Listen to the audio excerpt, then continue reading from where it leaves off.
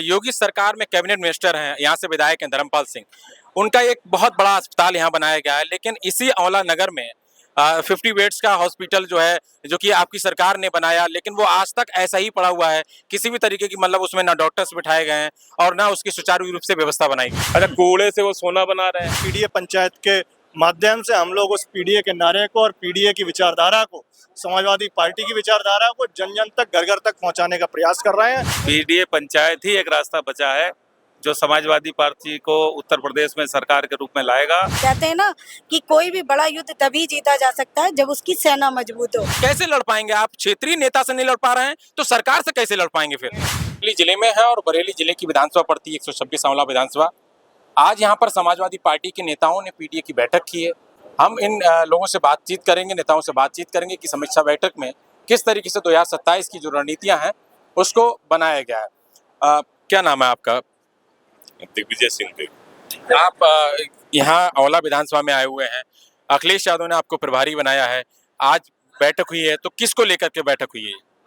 आदरणीय अखिलेश यादव जी के द्वारा चलाए गए पीडीए अभियान को मद्देनजर हम लोग सभी विधानसभाओं में जाकर पीडीए अभियान को मजबूत कर रहे हैं और पिछड़ा दलित अल्पसंख्यक समाज के साथ पिछड़े जो पीड़ित अगड़े हैं, जो आदि आबादी है, उनके साथ जो अन्याय हो रहा है, जो उनके साथ छलावा हो रहा है, छल हो रहा है, उसके लिए समाज को जागृत करने का प्रयास कर रहे हैं और जाकर बता रहे हैं कि भारतीय जनता पार्टी ने कौन से अधिकार उनसे छीने हैं और किस तरह से वो उनको पीछे ले जाने का काम कर रहे हैं। आंवला का एक बहुत बड़ा इतिहास रहा है और 1993 में लास्ट बार समाजवादी पार्टी यहाँ से चुनाव जीती थी। 2027 आने वाली है, लगातार समाजवादी पार्टी हारती आई है। देखिए, 2027 में उत्तर प्रदेश की जनता ये पूरा मन बना चुकी है कि अब उन लोगों को सत्ता से हटाना है जो धर्म के नाम पर, जात के नाम पर, वर्ग के नाम पर लोगों को लड़ाना चाहते हैं। उन लोगों को सत्ता से हटाना है जो आरक्षण खाना चाहते हैं। उन लोगों को सत्ता हटाना है जो रोजगार खाना चाहते हैं। उन लोगों को सत्ता से हटाना है जो पिछड़ों का हक मानना चाहते हैं। इसलिए उत्तर प्रदेश की जनता और खासकर आंवला की जनता 2027 में तैयार है, क्योंकि ऐसा कोई वर्ग नहीं जो उनसे खुश है। अगर कोई समान वर्ग का भी है तो वो आज संविदा पर नौकरी पा रहा है, 11 महीने पर रिन्यूअल हो रहा है, दिहाड़ी मजदूर है। अगर वो 11 महीने तक अपने साहब की सिलाई नहीं करेगा तो 11 महीने बाद उसका रिन्यूअल नहीं होगा। दिहाड़ी मजदूर बना दिया तो कोई वर्ग खुश नहीं, क्योंकि शिक्षा पे कोई काम नहीं है, अस्पताल है उस पर कोई काम नहीं है, स्वास्थ्य पर कोई काम नहीं है। जब शिक्षा स्वास्थ्य पर काम नहीं है तो सिर्फ ये धोखा देने का काम कर रहे हैं, धर्म के नाम पे लड़ाने का काम कर रहे हैं और धर्म के नाम पर सत्ता पाने का प्रयास कर रहे हैं। लेकिन इस बार उत्तर प्रदेश की जनता तैयार है, वो अपना हक जानना चाह रही है, उसकी छीनी गई भर्तियां जानना चाह रही है, उसका छीना गया आरक्षण छीनना चाह रही है, महंगाई के बारे में पूछना चाह रही है, खाद के बारे में पूछना चाह रही है, स्कूल के बारे में पूछना चाह रही है, अस्पताल के बारे में पूछना चाह रही है। इसलिए उत्तर प्रदेश की जनता और आंवला की जनता इस बार समाजवादी पार्टी का विधायक बना के भेजेगी और उत्तर प्रदेश में के साथ साथ आंवला की जनता अब मुख्यमंत्री के रूप में आदरणीय अखिलेश यादव जी को और चुनाव चिन्ह के रूप में साइकिल निशान को ही जान रही है। स्वास्थ्य की बात की आपने, तो योगी सरकार में कैबिनेट मिनिस्टर हैं, यहाँ से विधायक हैं धर्मपाल सिंह। उनका एक बहुत बड़ा अस्पताल यहाँ बनाया गया है, लेकिन इसी आंवला नगर में 50 बेड्स का हॉस्पिटल जो है, जो कि आपकी सरकार ने बनाया, लेकिन वो आज तक ऐसा ही पड़ा हुआ है।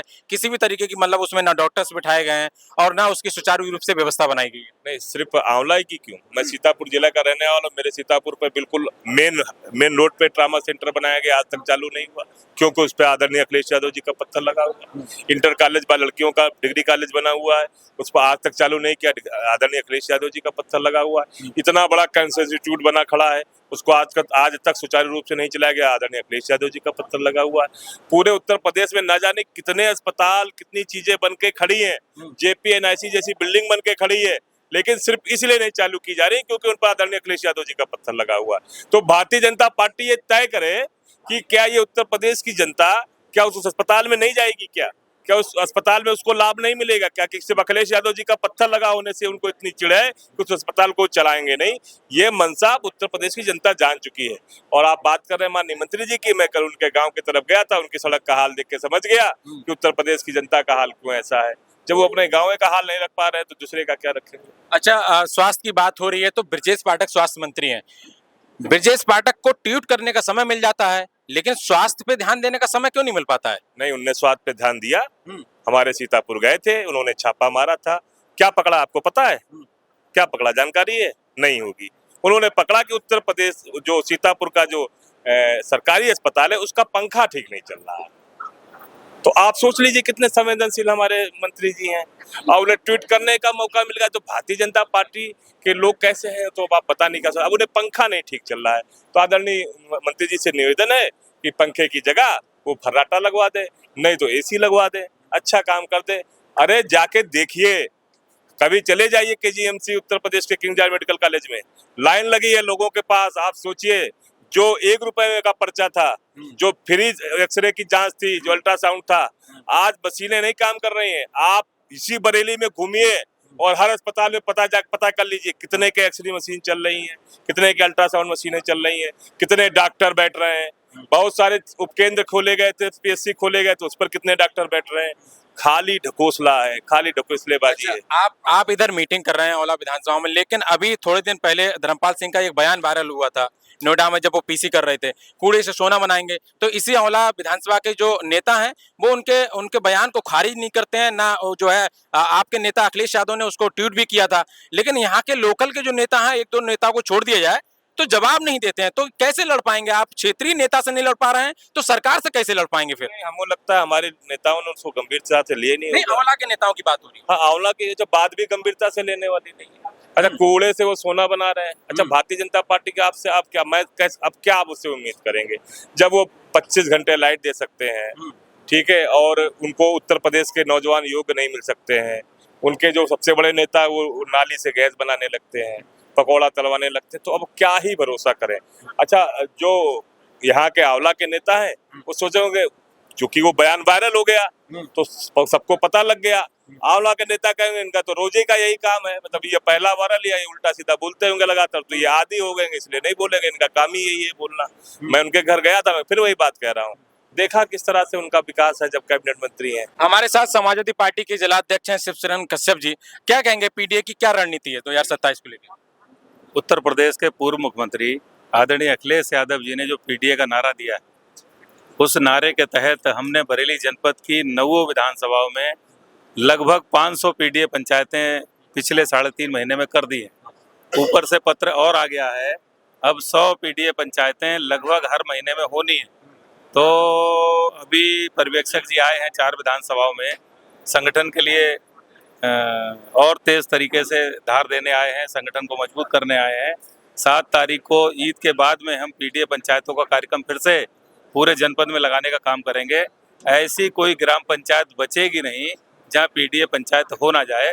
पीडीए पंचायत ही एक रास्ता बचा है जो समाजवादी पार्टी को उत्तर प्रदेश में सरकार के रूप में लाएगा, और भारतीय जनता पार्टी को कोई हराएगा तो ये पीडीए ही हराएगा। हमारे साथ यहाँ औला विधानसभा से युवा नेता अमितराज सिंह जी भी हैं। क्या कहेंगे कि 2027 में सरकार बनने जा रही है? 2027 में समाजवादी पार्टी की सरकार आदरणीय अखिलेश यादव जी के नेतृत्व में पूर्ण बहुमत से बनेगी। आदरणीय अखिलेश यादव जी ने जिस तरह से पीडीए का नारा दिया है, पीडीए पंचायत के माध्यम से हम लोग उस पीडीए के नारे को और पीडीए की विचारधारा को, समाजवादी पार्टी की विचारधारा को जन जन तक, घर घर तक पहुंचाने का प्रयास कर रहे हैं, जिसमें काफ़ी हद तक हम लोगों को सफलता मिली है। और उस सफलता का परिणाम है, आपने देखा 2024 में किस तरह से लोकसभा के चुनाव में एक प्रचंड बहुमत समाजवादी पार्टी को मिला। पार्टी प्रदेश की सबसे बड़ी पार्टी बनकर उभरी, देश की तीसरी बड़ी पार्टी बनकर उभरी, और हम लोग 37 सांसदों के साथ मजबूती से अपनी विचारधारा को आगे बढ़ा रहे हैं और लड़ाई लड़ रहे हैं पीडीए की। देखिए, हमारे साथ महिला भी हैं। क्या नाम है? नाम बता दीजिए। भारती चौहान। क्या कहेंगे, आप जो है 3-4 महिला देख रही हैं इस कार्यक्रम में, तो महिलाओं को लेकर के किस तरीके से जागरूकता है आपकी?